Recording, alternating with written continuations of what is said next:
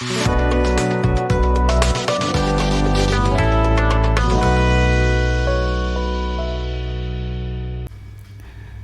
साथियों, दृष्टिद्युम्न आईएएस के current affair series में आप सभी का स्वागत है। पिछली क्लास में हमने बात किया था उत्तर प्रदेश के विभिन्न जिलों से संबंधित करंट अफेयर्स के बारे में, लेकिन उस क्लास में कुछ करंट अफेयर्स बच गए थे। आज उन्हीं को कवर करते हैं। आज की इस क्लास में हम मुख्यतः लखनऊ और गौतम बुद्ध नगर के करंट अफेयर्स के बारे में चर्चा करेंगे। इसके साथ ही साथ उत्तर प्रदेश में हाल ही में कुछ एक्सप्रेसवे न्यूज़ में रहे हैं, उन पर चर्चा करेंगे। तो चलिए शुरुआत करते हैं। शुरुआत हम लखनऊ डिस्ट्रिक्ट से करेंगे। ये ब्लैक कलर में जितने भी करंट अफेयर्स लिखे गए हैं ये लखनऊ से संबंधित है। आइए एक एक करके इन पर बात करते हैं। सबसे पहले लखनऊ में देश की पहली नाइट सफारी और जैव विविधता पार्क बनाया जा रहा है। ये नाइट सफारी कुकरेल वन क्षेत्र लखनऊ में प्रस्तावित है और यह सिंगापुर की तर्ज पर बनाया जा रहा है। यूपी में कुल 13 डे सफारी हैं। अभी तक एक भी नाइट सफारी नहीं थी और लखनऊ में जो नाइट सफारी प्रस्तावित है यह उत्तर प्रदेश की पहली नाइट सफारी होगी। लुलु मॉल, जो कि उत्तर भारत का सबसे बड़ा मॉल है, इसका लखनऊ में उद्घाटन किया गया। आगे देखें, Lucknow UP central zone taekwondo championship का विजेता रहा है और इसने इस चैंपियनशिप में कुल 20 स्वर्ण पदक जीते हैं। गुरु नानक जी की 553वीं जयंती पर लखनऊ में साहिबजादा पार्क का शिलान्यास किया गया। इसके अलावा एशिया की पहली पैथोजन रिडक्शन मशीन का शुभारंभ लखनऊ में किया गया है। लखनऊ में ही यूपी का पहला जलवायु परिवर्तन सम्मेलन आयोजित किया गया। इसके अलावा 11वां डिफेंस इंडिया एक्सपो लखनऊ के वृंदावन में आयोजित किया गया है। ये सारी बातें लखनऊ के बारे में हैं, इनको ध्यान रखिएगा। आगे देखते हैं। अभी रिसेंट में पर्यटन हेतु हेलीपोर्ट और हेलीकॉप्टर सेवा को लखनऊ में मंजूरी दी गई है और यह मंजूरी लखनऊ के साथ साथ मथुरा, वाराणसी और प्रयागराज में भी दी गई है। इसका मतलब ये है कि पर्यटन को प्रोत्साहित करने हेतु सरकार ने लखनऊ, मथुरा, वाराणसी और प्रयागराज में हेलीपोर्ट व हेलीकॉप्टर सेवा को मंजूरी दी है। हाल ही में यूपी सरकार ने यूपी प्राकृतिक खेती बोर्ड की स्थापना को मंजूरी दी है। इसके जो अध्यक्ष होंगे वो माननीय मुख्यमंत्री जी होंगे और उपाध्यक्ष कृषि मंत्री होंगे और इसका जो हेडक्वार्टर है वो लखनऊ में प्रस्तावित है। लखनऊ में ही राज्य की पहली फिल्म स्टूडियो भी प्रस्तावित है। इसके अलावा यूपी में 2023 में खेलो इंडिया यूनिवर्सिटी गेम आयोजित किया जाएगा। यह यूपी में पहली बार आयोजित किया जा रहा है और यह यूपी के लखनऊ, वाराणसी, गोरखपुर और गौतम बुद्ध नगर में आयोजित किया जाएगा। इसके अलावा लखनऊ में terracotta training and production facility centre बनाया जा रहा है। संपत्ति क्षति दावा अधिकरण भी लखनऊ में बनाया जा रहा है और एक संपत्ति क्षति दावा अधिकरण मेरठ में भी बनाया जाएगा। तो मेरठ और लखनऊ दोनों में संपत्ति क्षति दावा अधिकरण बनाया जाएगा। आगे देखते हैं। देश का पहला दिव्यांग स्टेडियम भी लखनऊ में बनाया जा रहा है और यह स्टेडियम शकुंतला मिश्रा दिव्यांग पुनर्वास विश्वविद्यालय में बनाया जा रहा है। इसके अलावा लखनऊ में कुछ और सेंटर और संस्थाओं के उद्घाटन हुए हैं, जिसमें प्रमुख हैं डॉक्टर भीमराव अंबेडकर स्मारक व सांस्कृतिक केंद्र, state institute of forensic sciences, BFS global visa application centre और ब्रह्मोस मिसाइल उत्पादन केंद्र। इन सभी का शिलान्यास या उद्घाटन लखनऊ में किया गया है, इनको याद रखिएगा। आगे बढ़ते हैं। हाल ही में लखनऊ में कुछ फेस्टिवल और एक्सपो का आयोजन किया गया है, इनको भी देख लेते हैं। इनमें सबसे पहले है इंडियन रोड कांग्रेस, इसका भी आयोजन लखनऊ में किया गया। इसके अलावा यूफीलेक्स, जो कि एक डाक टिकट प्रदर्शनी है, इसका भी आयोजन लखनऊ में किया गया। कौशल लिटरेचर फेस्टिवल का आयोजन, इंडिया फूड एक्सपो का आयोजन और भारतीय हस्तशिल्प महोत्सव 2022 का आयोजन, इन सब का आयोजन भी लखनऊ में किया गया है। भारतीय सड़क कांग्रेस, मैंने इसको 2 बार लिख दिया, ऊपर इंडियन रोड कांग्रेस लिखा है, इसका भी आयोजन लखनऊ में किया गया है। हाल ही में लखनऊ में Akhil Bharatiya police athletics cluster championship भी आयोजित की गई। इसके साथ ही national urban planning and management का कॉन्क्लेव आयोजित किया गया। उत्तर प्रदेश सरकार द्वारा हाल ही में यूपी इको टूरिज्म विकास बोर्ड का गठन किया जा रहा है और इसका जो हेडक्वार्टर होगा वो लखनऊ में प्रस्तावित है। इसके साथ ही यूपी के पहले ट्रांसजेंडर पुलिस सहायता केंद्र का उद्घाटन लखनऊ में किया गया है।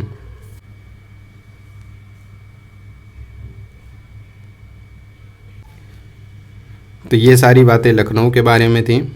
लखनऊ जो कि यूपी की राजधानी है, इसलिए यहाँ पे जो करंट अफेयर्स की घटनाएं हैं वो संख्या में थोड़ी ज़्यादा हैं। इन सबको आप ध्यान में रखिएगा, हो सकता है यहाँ से प्रश्न मिल जाए आपको। लखनऊ के बाद गौतम बुद्ध नगर को देखें, यहाँ पर भी कुछ मुद्दे करंट में रहे हैं।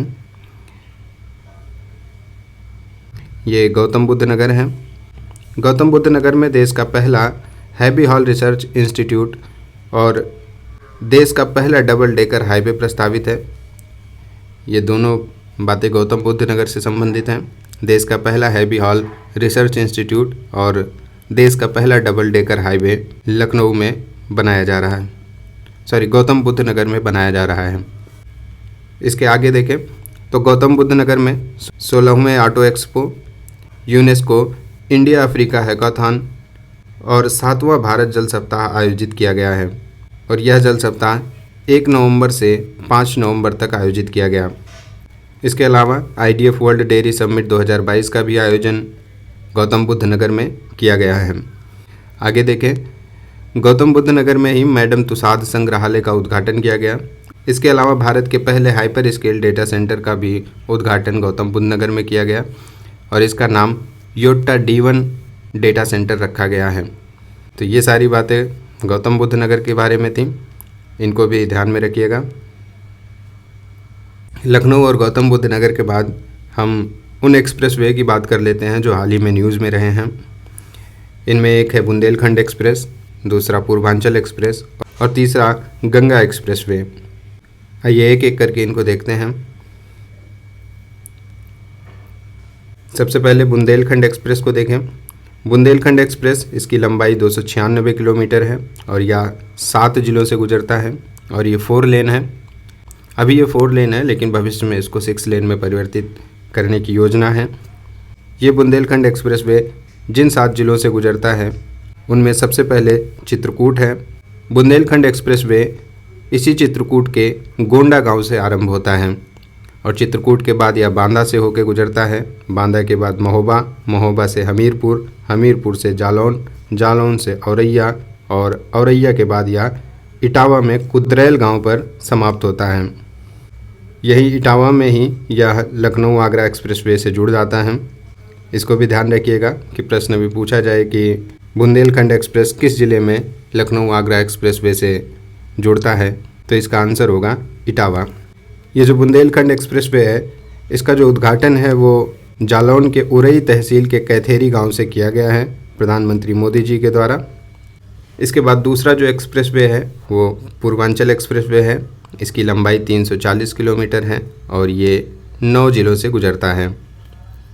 इसी के साथ गंगा एक्सप्रेसवे को देखें, ये 594 किलोमीटर है, 12 जिलों से गुजरता है और ये 6 लेन है।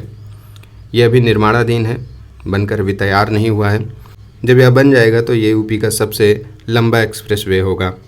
अभी तक सबसे लंबा एक्सप्रेसवे पूर्वांचल एक्सप्रेसवे है।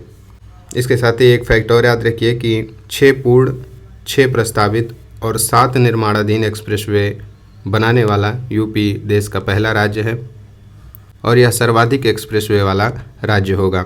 अब जो बचे हुए 2 एक्सप्रेसवे हैं, पूर्वांचल एक्सप्रेसवे और गंगा एक्सप्रेसवे, इनको एक एक करके देखते हैं कि ये कहाँ कहाँ से गुजरते हैं और इनके बारे में क्या मुख्य बातें हैं। पहले पूर्वांचल एक्सप्रेस को देखें।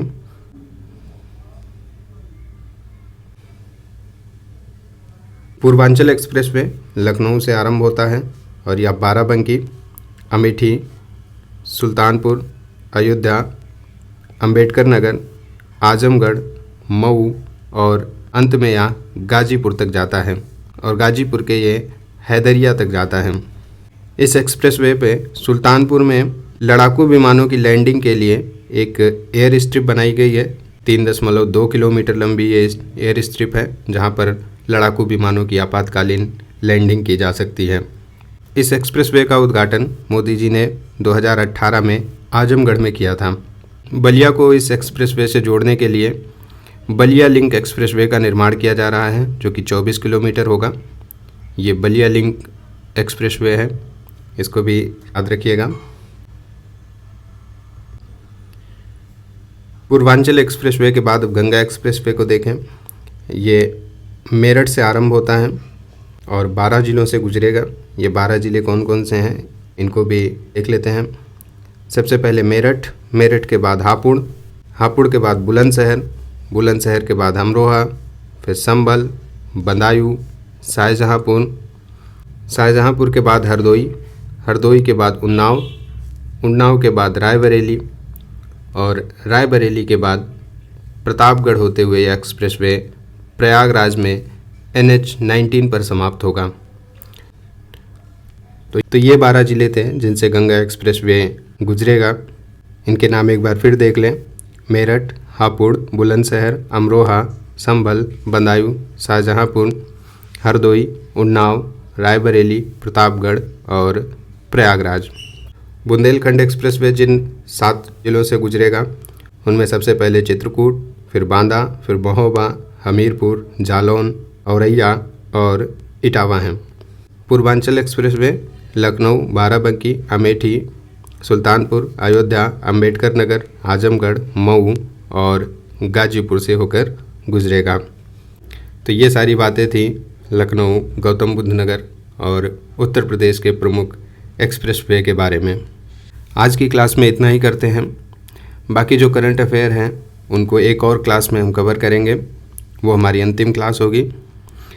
अभी आप इसको और इससे पहले जो क्लास है उन दोनों को रिवाइज कर लीजिए। चलिए मिलते हैं फिर अगली क्लास में, तब तक के लिए नमस्कार।